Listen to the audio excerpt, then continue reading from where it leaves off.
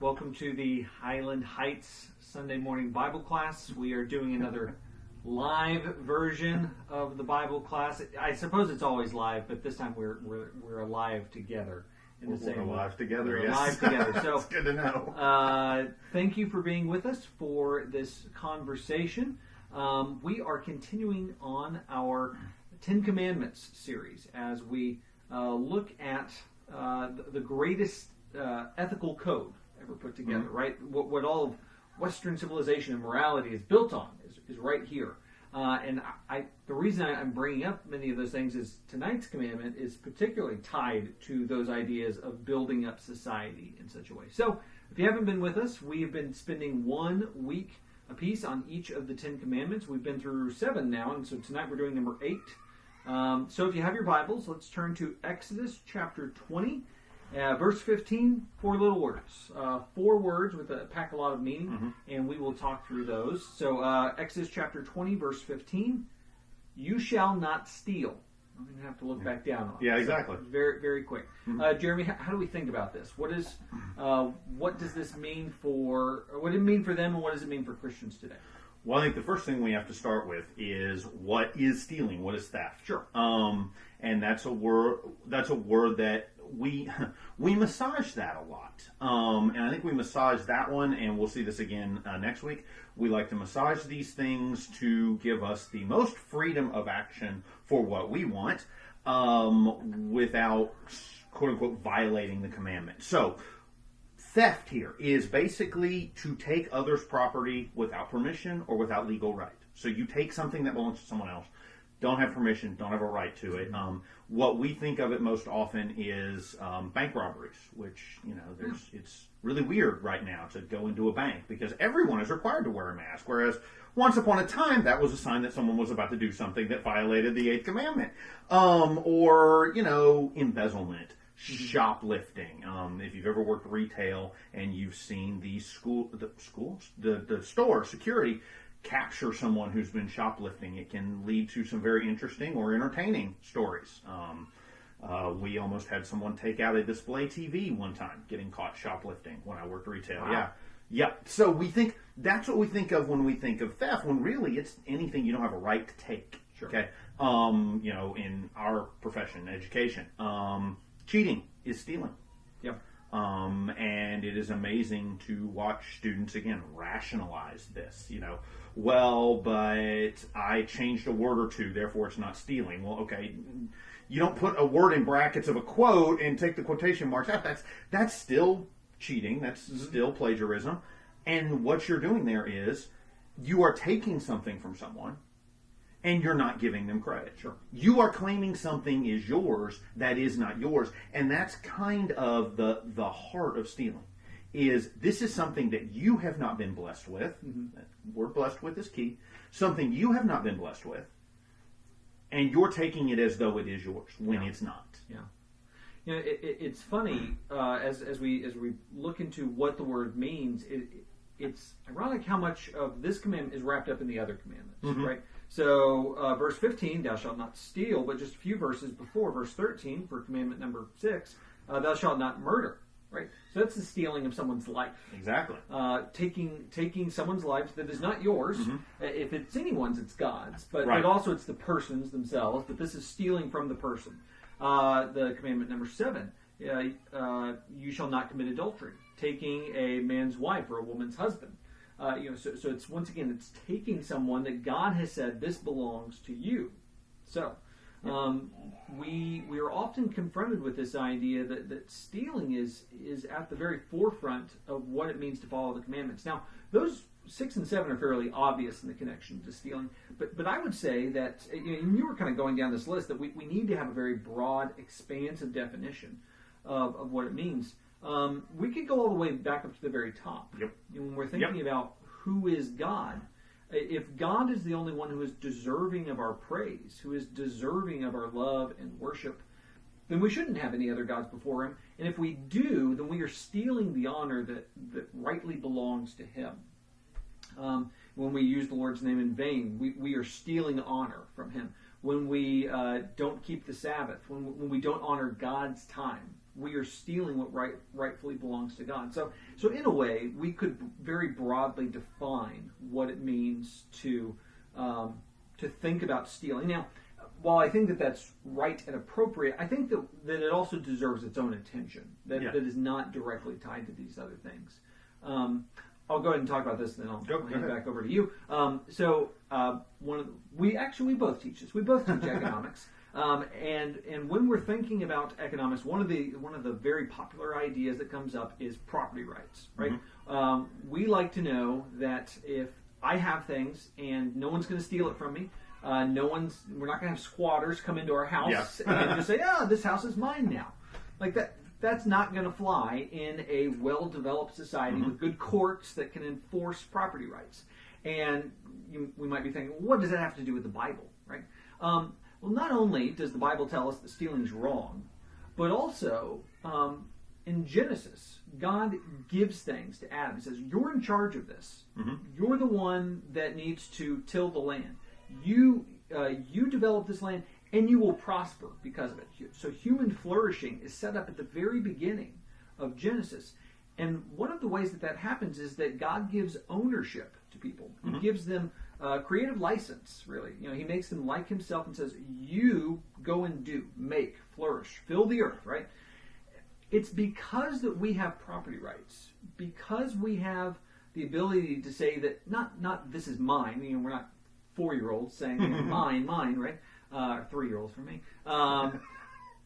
Rather, we are people that say, this is what God gave to me, and I want to honor him with it. And because we know that we're going to have this house, a 30-year mortgage, or we set up the terms to say we're going to have this for a long time. We want to take care of it. Our neighborhoods look nice because we own the house. I want to take care of my clothes. I want to make sure that they're nicely ironed because I own this clothes, and I want to make sure that I take care of the things that I have. I think that's one of the hard things to convince a child of. The younger, the more difficult to say, please take care of this. Like, this is ours. Yep.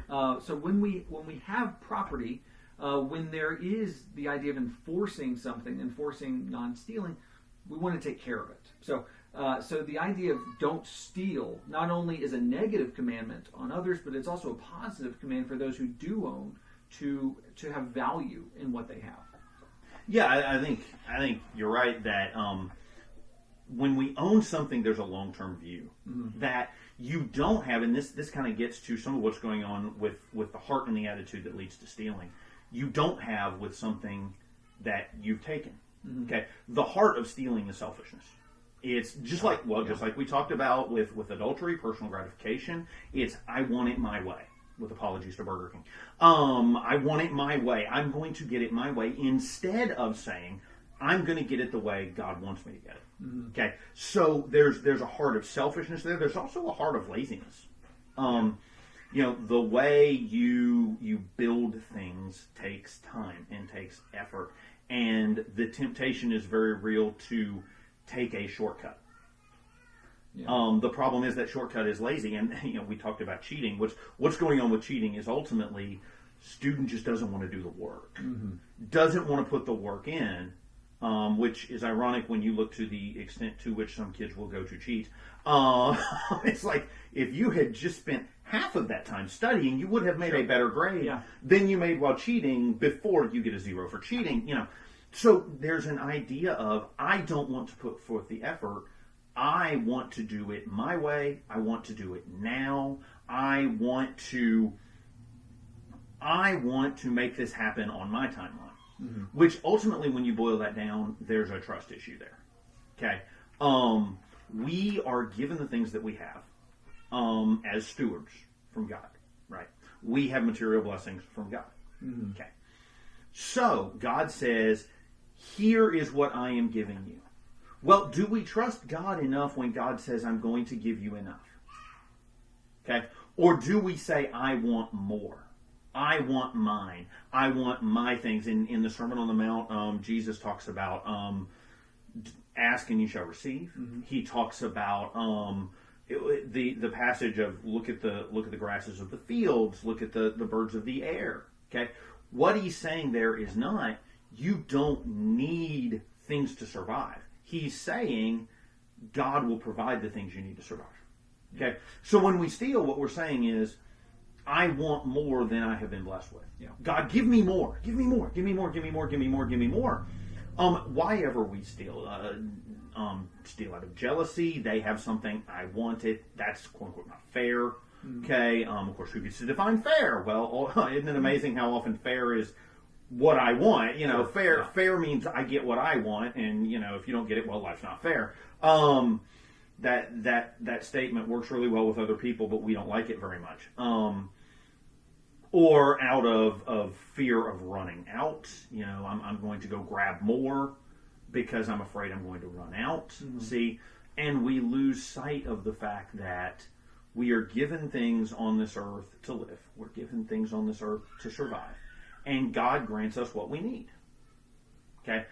And when we trust God, we say, God, you are going to give me what I need. Now, many times the way God gives us what we need is He gives us the ability to work. He gives us the ability to earn. Okay? So this is not, I'm not saying sit back and watch, let God, as much as I'm saying we have what we need.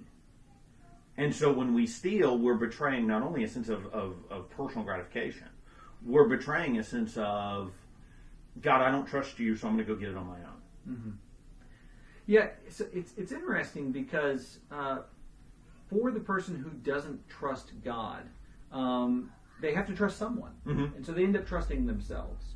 And how often we fail ourselves when we do that. You know, thinking about the student who steals an answer from someone else. Oftentimes they don't really steal a good answer. Yeah. You know, they steal like, well, this is not only did you steal it, but also it's not very good too. But, I think, you know, when they're in the wilderness and you put forward the idea of taking too much, right? Remember when the manna was coming down from heaven, and God told them through Moses, just, you know, on the 6th day get enough for 2 days, because on the 7th day it's not going to be out there. And they would come out there on the 7th and be like, what? Where are the things? And then sometimes though they take some for on days when they didn't need some for 2 days. They'd take more. They'd take more than they need, and it would spoil. Right? There's a balance. There is justice to the way that God provides for us.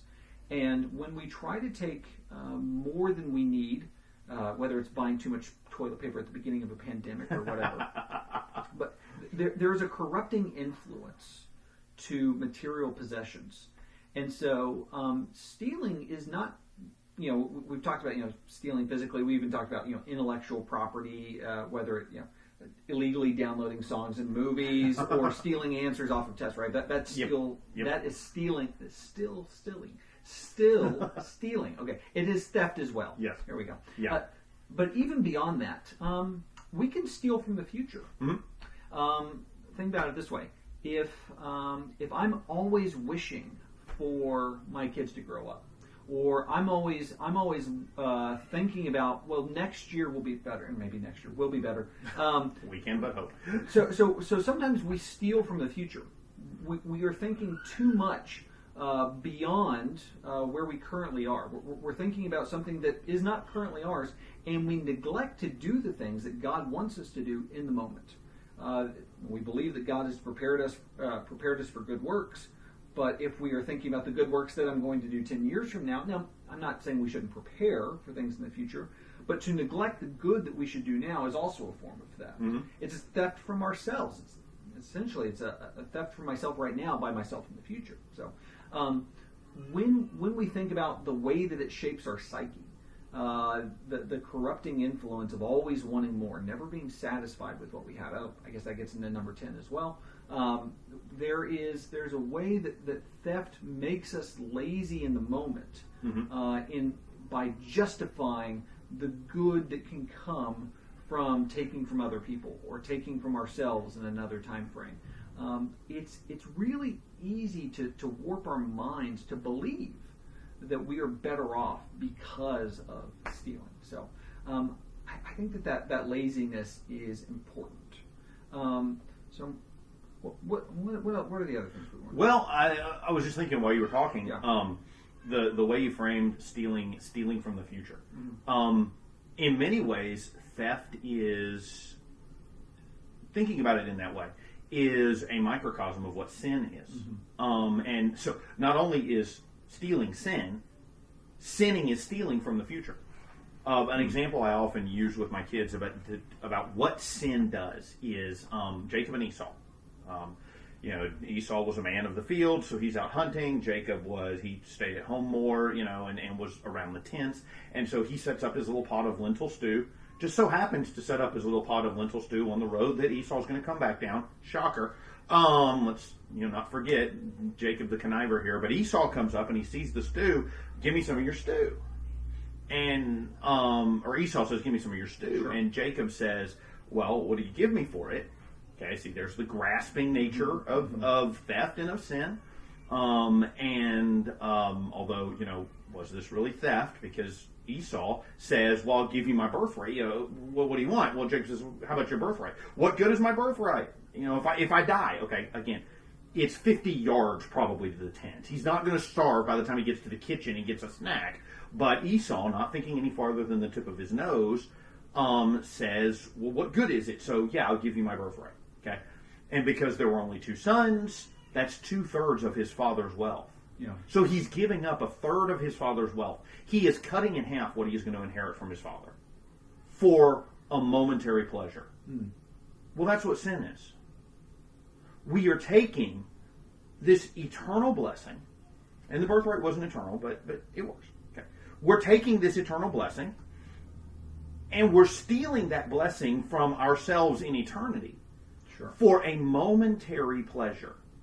Okay? And so we're being remarkably short-sighted and remarkably lazy, and we're being remarkably self-gratifying, which all of those things are aspects of theft, right? Of stealing, of saying, I know what I could have, okay, or I could have more. I could have the enormous benefit of working for this thing, and then in a few years when I get it, I know I earned it, I worked hard for it, right? I gained all the experience of working for it, or I could just go take it now. And it's interesting, when you take shortcuts, you often wind up shortcutting yourself. What's the statistic? The vast majority of lottery winners wind up right back where they were beforehand. Or worse off. Okay, you're winning hundreds of millions of dollars and you lose it all. Why? Well, because you don't build up the habits necessary to manage all that money, and you just spend it because you don't have the habits of good financial health that are built up. Okay? So when we steal, we're shortcutting ourselves as well. Yeah. A student that cheats. Okay? When they cheat, okay, they might very well get away with it. They might slip it past the teacher. Very rarely, but it does happen. They might sneak it by. And then they're going to go on to the next level of education or go into the rest of their life. They're going to have this credential that says, I learned how to do this. You don't want a doctor who's been... Yeah, exactly. You don't want a doctor who, like Frank Burns and MASH, bought the test answers to his first med school exam. Okay. Or an engineer. Or driving over their bridges. Yeah, exactly. Okay, so not only are we stealing from ourselves when we take this shortcut, we're stealing from the future, from other people as well, not just the victim. Okay, there's the old joke: piracy is not a victimless crime. Which they always put up on movie screens, saying don't pirate the movie. Okay, it's actually not a victimless crime. People suffer the consequences when you take what is not yours. Yeah. But I was going to talk about something really quickly on that one. I think one of the justifications that we quickly go to in our minds is, I'm stealing a movie, a movie that would have cost me $10, and just the most ridiculous example, a Marvel movie that makes $1 billion. Like, what are they going to miss $10? Surely not. Well, you're right. The millionaires and the the actors who are millionaires, the producers who are millionaires, the director who's a millionaire, they're not going to miss the money.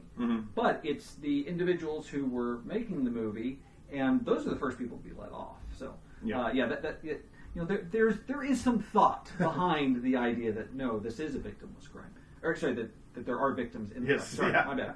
I want to pursue one thing about Jacob and Esau really quickly, just to get into some of the minutiae there. And I think you were exactly right. Esau is stealing from himself, right? being ridiculous. He's not being honest about the way that this situation is working. Jacob, though, you point, he's conniving, right? He is a deceiver. That's who he is. And I'm wondering how we can think about ourselves in being just, fairness. How do we treat, in this case, with Esau, it was the poor in mind. What about people who are poor? Yeah. And what does it mean to take advantage of someone? Is it possible to make a voluntary transaction, but at the same time be stealing from someone? Yeah. Thoughts there? Or? Well, yeah. I mean, I think Jacob and Esau illustrates it. Yeah. And the poor in mind, which I mean, we give Esau a lot of grief. We don't actually have that much information about Esau. We just know that his brother was a better con man than he was. Let's just be honest about it. But that idea of the con man, where you are making what's called a legal technically a legal transaction, but no one forced Esau to take it. Yeah, exactly. No one forced him to take it, but Jacob sure set up the chain of events that would lead to him getting what he wanted. Hypothetically, let's say that he made it 2/10 back. He wasn't trying to. Let's just say. Yeah. Even then, I think that Jacob could potentially. One thing that we might say to Jacob is, Jacob, you know that is not a fair transaction in any way. Mm-hmm. Jacob, as a brother, should have the peace of mind to say, hey, Esau, you shouldn't do this. Yeah, exactly.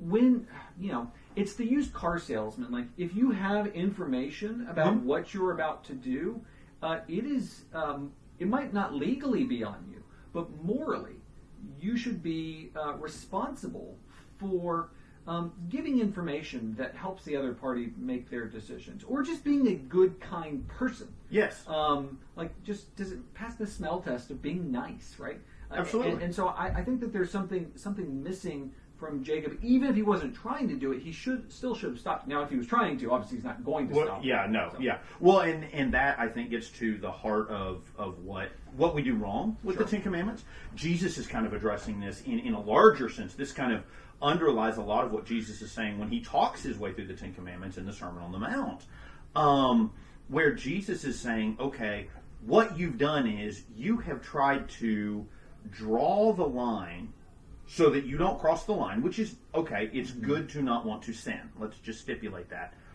But the way they were approaching it was, okay, what's the closest I can get to the line before I'm technically over the line? And Jesus is saying, okay, your heart's not in the right place at that point. Okay.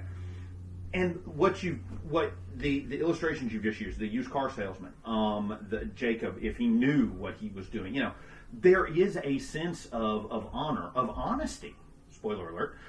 There is a sense of honesty where I am going to do the right thing. Right. Where, okay, you may be technically, legally in the right. You got a signed contract, you did you checked all the boxes, but you checked all the boxes in the sense of checking all the boxes, right? Example that pops into my head, and it's been a few weeks since we talked baseball, so let's talk baseball. The steroid era. Sure. Technically speaking, the performance-enhancing drugs that those players were taking in the late 90s and early 2000s weren't against the collective bargaining agreement. They weren't in there at all? Yeah, they weren't. One, they weren't in there at all. Two, they were illegal, but they weren't against the CBA. So technically, Mark McGwire, Sammy Sosa, Barry Bonds, I know he's never admitted it, but seriously, look at a picture. A-Rod, yeah. Well, by the time A-Rod did it, that's part of the problem that got A-Rod caught was they had changed the rules, they had updated the rules, and he went ahead and broke them anyway because he thought his wealth could buy him off or something like that, among other issues. But anyway, technically they were within the rules of the game. And yet, okay, and several other players have pointed this out, these were things that, okay, there were marginal players' livelihoods at risk.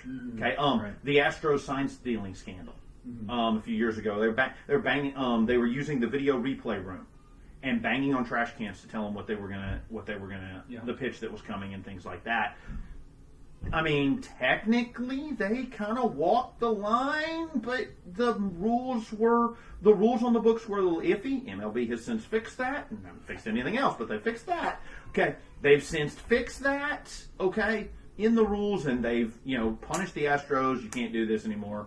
Everybody knows. Okay, but as one pitcher pointed out, there was one pitcher, he had just been called up the year the Astros were stealing signs, and just got shelled. Got sent back out the next day, and has not been in the major league since. Okay, well, maybe he doesn't get shelled if they are not stealing signs. Mm-hmm. Maybe he gets another crack at it. Is he ever going to be in the Hall of Fame? No, probably, almost certainly not. But it's the difference between an extension of a contract. Exactly, and same thing in the steroid era. You had guys who they didn't take the steroids, so they didn't get the numbers, or guys who they are very, very, very good, but the numbers don't look as good when you compare them to the steroid era. Here I'm thinking of Fred McGriff, okay, who, my personal opinion, should be in the Hall of Fame, but, I'm also a Braves fan, so take that for what it's worth in all seriousness. McGriff in the 80, you move his career back 5 years, he looks so much better because he's not being compared to the steroid users. Yeah. Okay? So was it technically against the rules? Okay, let's not get so lost in debating the steroid era that we forget the point of the example here. Was it technically against the rules? No. Yeah. But as other people have pointed out, it might have been within the rules, but they were still stealing from people because they were gaining an unfair advantage. Right. And there was a sense of honor, and that's something we don't talk about a lot in our culture. We should. A sense of honor to this. Yeah. A sense of, how do you treat people? How do you view people? Do you do things the right way, or do you take shortcuts because you want what you want and you want it now? Yeah. Okay? And so, yeah, there is a very, very real sense in which, even if it's not technically stealing, it's still theft. Right. I think we've hit on a lot of different ways.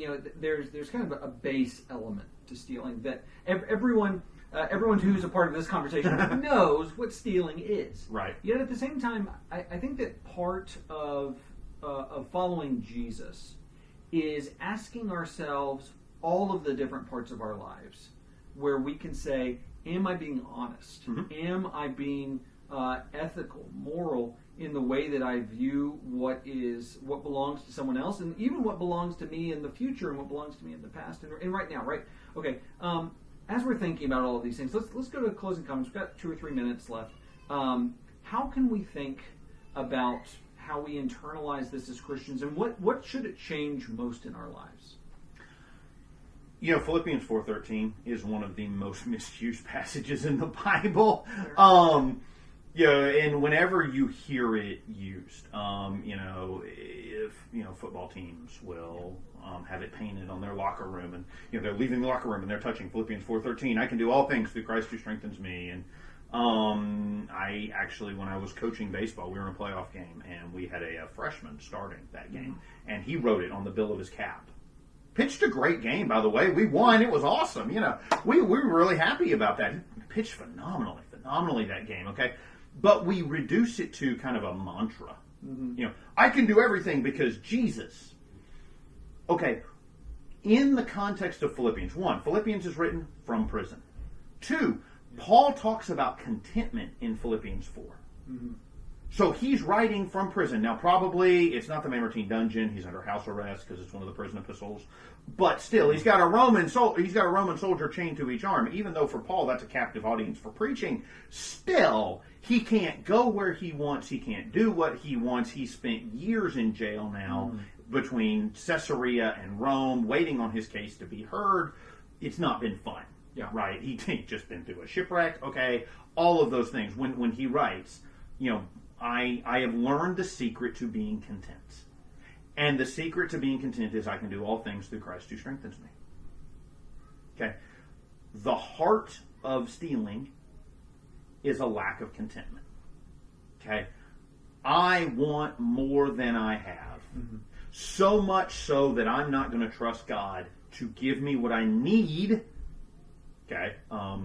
My grandmother loves to tell the story of when I was a small child, 2 or 3 years old, and we go to a store and I saw something I want. I learned real quick, I want that. That didn't work. Okay, so I said, I need it. Just imagine 3-year-old me saying, I need it. Okay. That didn't work either, by the way. My grandmother knew what I was doing. Still didn't get the toy car. Still mad. I'm kidding. I'm not actually mad about it. But still remember it. I still remember it, but I also remember it because the story is part of the family lore. So, regardless, we have a real weird definition of what we need. Okay.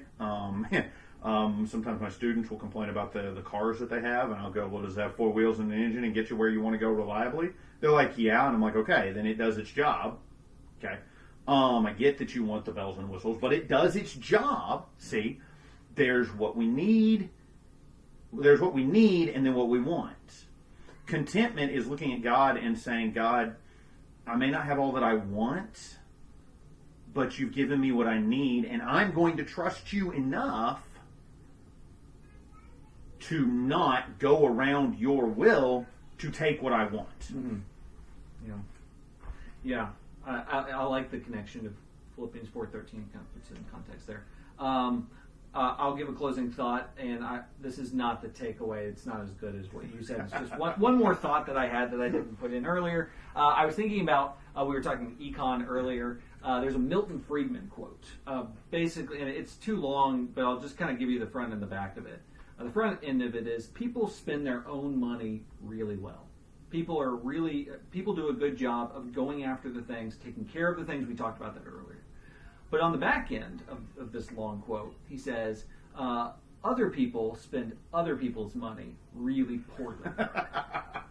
When we don't have a sense of ownership, we tend to degrade what's there. We talked about how adultery is a type of theft, and I think about Ammon and Tamar and the hatred that came at the end there, and how if you were to we have not done it. Hopefully, none of you have there. But killing someone and not having any satisfaction after it's done. Winning the lottery, which is it's not stealing, although it's kind of a tax on stupid people. Anyway, Anyway, but so even when you have these things that you have stolen, you're still not content. Mm-hmm. It never brings the satisfaction. We're going to continue to develop this thought over the next couple of weeks, but as we're closing off here, realize that God has given you something, and make sure to take care of that thing so that you don't have that temptation to steal from other people. This has been a good conversation. Yeah. Good to do this close to each other here. The camera plays tricks. This is 6 feet. Yes, exactly. Yeah. Anyway, it was good to have you as part of this conversation here. We always say this every week. We really hope to be back in person soon. But until then, we'll continue to see you right here on the channel. See you next time. Bye.